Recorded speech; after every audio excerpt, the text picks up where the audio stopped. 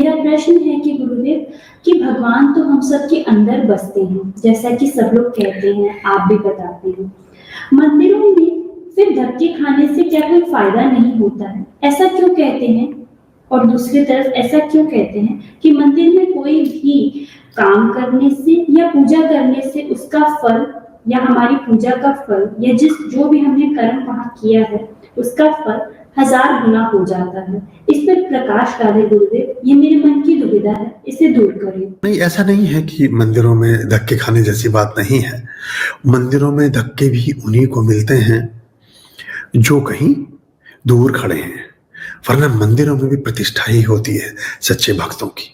ऐसी घटना घटेगी कि सारी दुनिया, सारे लोग इधर उधर हो जाएंगे और आपको परमात्मा बिल्कुल ऐसे पकड़ के, जैसे कोई हाथ पकड़ करके ले जाता है, ऐसे लेकर जाएगा। मैं बहुत सारे अज्ञात मंदिरों में, अज्ञात स्थलों पर गया और मैं आश्चर्यचकित हो गया कि मेरी गाड़ी जाकर के, मैं पुरी में गया कि बहुत स्थानों पर, और लोगों को लगा कि जैसे पता नहीं गुरुजी ने इतने लोगों के साथ क्या संबंध बना रखा था। कुछ भी नहीं था, मैं किसी को भी नहीं जानता था।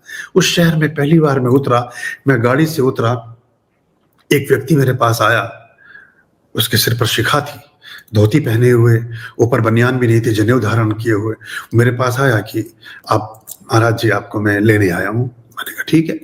मैंने कोई प्रश्न ही नहीं किया, क्योंकि ये घटना बहुत बार शुरू में तो एक दो बार मुझे थोड़ी सवाल जवाब मुझे करने की जरूरत पड़ी, तो मैंने किया। बाद में मुझे जरूरत नहीं पड़ी, मुझे लगा कि ये आ गया, कौन है पता नहीं। वो आया और मुझे सीधा लेकर चला गया, और वो जाकर के उसने सारे दर्शन कराए, सारा कुछ कराया, सब कुछ किया। और मैंने जब बाद में उस आदमी को खोजा तो मुझे वो आदमी नहीं मिला। और अचंभे की बात ये हुई कि जब मैं 2-3 दिन रुका, जब मैं नेक्स्ट डे गया, पहले दर्शन का सारी व्यवस्था हो गई, जब मैं नेक्स्ट डे गया तो जो नाम उसने बताया, मोहन या कुछ ऐसा नाम बताया था, महेश या मोहन, मैंने पूछा उनसे कि वो कल एक पृष्ठ थे, उन्हें मैं कुछ देना चाहता था, उससे मैं नहीं दे पाया, कमरे पर रखा था, तो मैं अगले दिन लेकर गया। बोले जी यहाँ तो इस नाम का कोई पृष्ठ ही नहीं। मैंने वो काफी खोजबीन की, वो आदमी नहीं मिला। तो ये बड़ी अद्भुत घटना है, बहुत जगह हुआ, एक जगह नहीं है। ऐसे मेरे साथ 50 बार हो चुका है कि कोई पीछे के दरवाजे से, कोई आगे से, कोई कहीं से, कोई कहीं से, और मुझे समझ, और लोग सोचते पता नहीं क्या बात है। तो ऐसा होता। अब मैं महाकाल में गया तो वहां के डिस्ट्रिक्ट मजिस्ट्रेट वो बोले कि आप इधर से आइए, वो अपने साथ ले जाकर उन्होंने सीधे वहां बैठा दिया गर्भगृह में।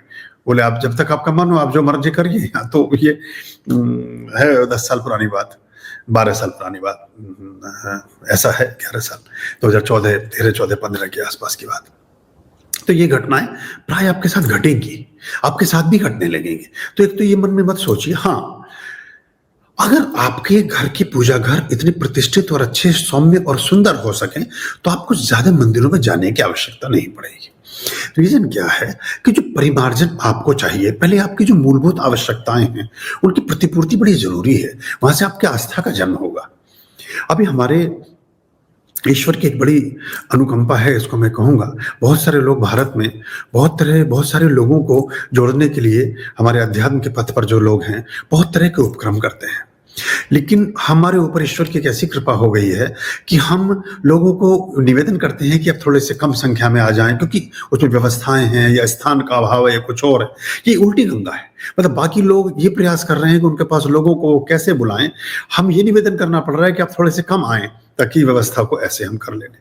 तो ये इसलिए हो रहा है क्योंकि लोगों के जीवन आमूलचूल परिवर्तित हो रहे हैं। उनके जीवन में परमात्मा एक मधुरता का मिठास घोल रहे हैं, एक प्रतिफलन की छाया उनको दे रहे हैं। उनकी इच्छाओं की सामान्य प्रतिपूर्तियां बहुत वर्षों में नहीं हुई, वो सन्मार्ग पर चलने से और सही ढंग से पूजा पाठों को करने से होने लगी है। तो वो जो चमत्कार कहें उसको, या प्रभाव कहें, या आस्था विश्वास का प्रतिफलन कहें, उनका एक आशीर्वाद कहें, कृपा कहें गुरुओं की और परमात्मा की, उसके प्रभाव के प्रतिस्वरूप ये हो रहा है। और ये और तेजी से बढ़ेगा, बहुत ज्यादा बढ़ता जाएगा। तो ऐसी अवस्थाओं में आप बाकी धर्माटन भी करें, तीर्थाटन भी करें, आप धामों का पर्यटन भी करें और स्थानों पर भी घूमें, उससे आपको बहुत सारे ऐसे अच्छे अनुभव होंगे जो अनुभव आपको बॉडी माइंड सोल के लेवल पर विभाजित करेंगे। जैसे हमने गंगोत्री में अनुष्ठान किया, ऐसे हम और भी बहुत जगह अनुष्ठान करने वाले हैं। हम महाकाल में भी करने की योजना रखते हैं, हम कोलकाता में भी करने का विचार बना रहे हैं, हम बनारस में भी करने की इच्छा रख रहे हैं, हम विंध्यवासिनी में जहाँ माता का वहाँ पर भी एक करने का मन है, ऐसा मथुरा में भी करने की विचार है।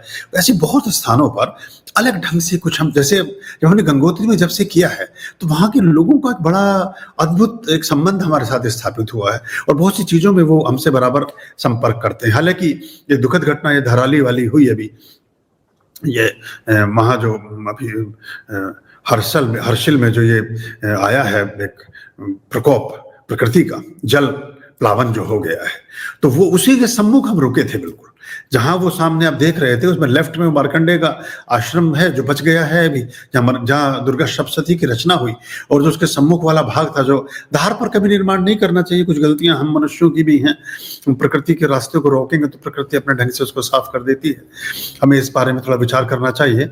पर वहां हम ये करके आए हैं।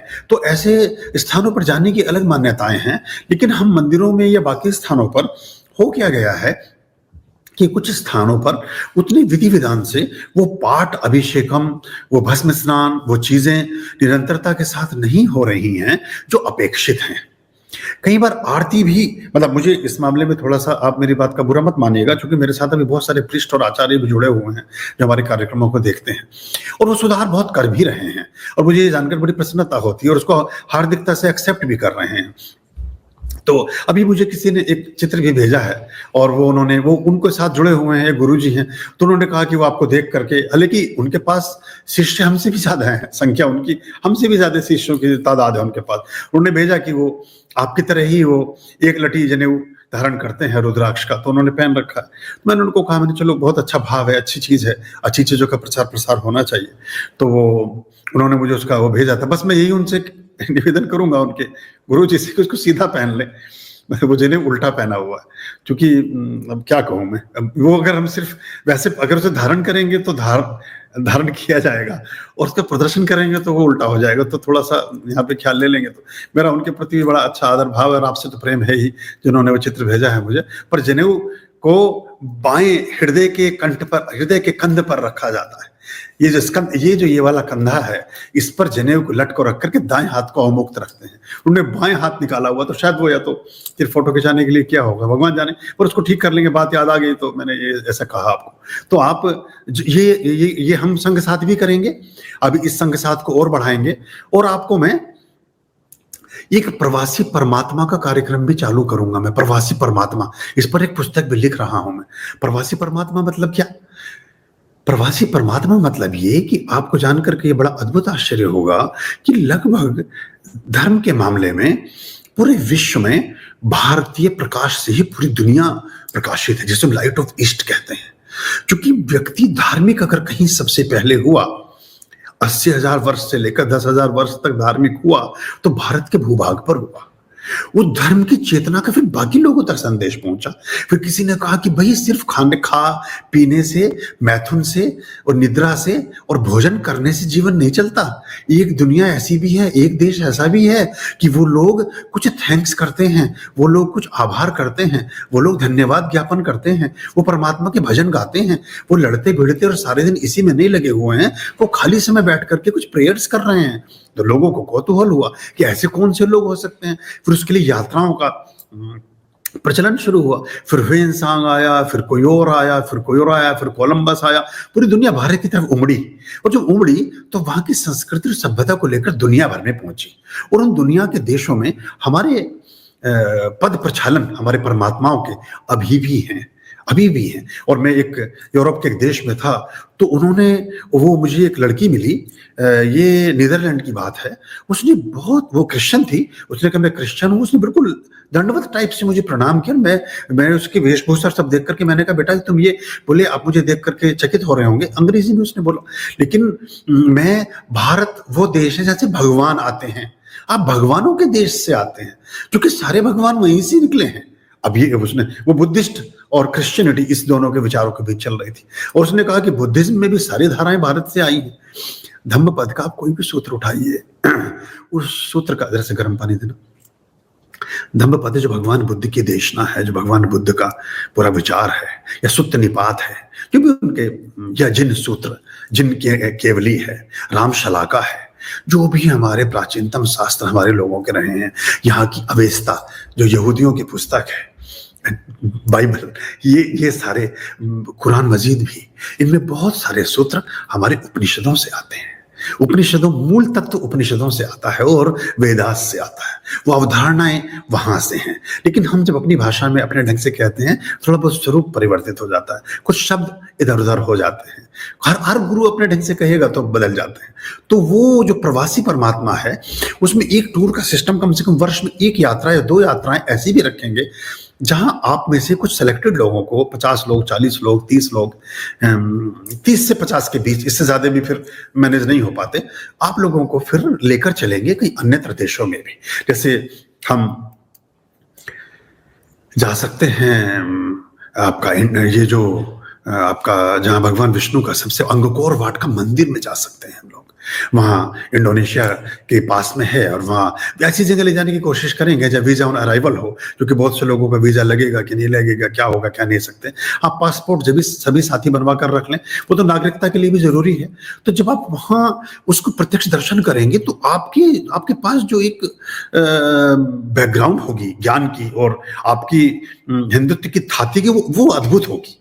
फिर आपको कोई फालतू की चीज दिखा करके, बता करके आपको कह नहीं पाएगा। आप बताएंगे कि 2500 साल पुरानी जो रेफरेंसेस हैं, जब इंडोनेशिया के आप मंदिर देखेंगे, हर चौराहे पर भगवान इंद्र की प्रतिमाएं देखेंगे, कर्ण का, अर्जुन का की प्रतिमाएं देखेंगे, भगवान कृष्ण की और हमारे देवी देवताओं की प्रतिमाएं, भव्यतम प्रतिमाएं, बड़े चौराहे, ऐसे चौराहे जो आप मान लें जैसे कनॉट प्लेस का चौराहा राजीव चौक टाइप का है, इतने बड़े बड़े चौराहे, वहाँ कॉमन चौराहे हैं इंडोनेशिया में, और सब पर भगवान की प्रतिमाएं लगी हैं। उनकी मुद्रा उठाएंगे तो उस पर गणेश जी छपे हैं, वहां कुछ और देखेंगे तो गरुड़ भगवान विष्णु का वाहन लगा हुआ है। वो कहते हैं मुस्लिम कंट्री है, लेकिन हम तो भैया हिंदू ही हैं, हम तो भाई हिंदुइज्म को फॉलो करते हैं। देशाटन करिए, तीर्थाटन करिए, लेकिन धर्माटन भी करिए। धर्माटन अपने घर पर करिए, अपने घर में भी पूजाओं के मंदिर स्टैब्लिश कीजिए, श्री विग्रह, अच्छी ऊर्जाओं वाले श्री विग्रह स्टैब्लिश कीजिए, कहीं से भी अरेंज करिए, उनके साथ जुड़िए। अभी वो आपने 2 दीपक की व्यवस्थाएं शुरू की हैं, तो दिए आप जगा रहे हैं,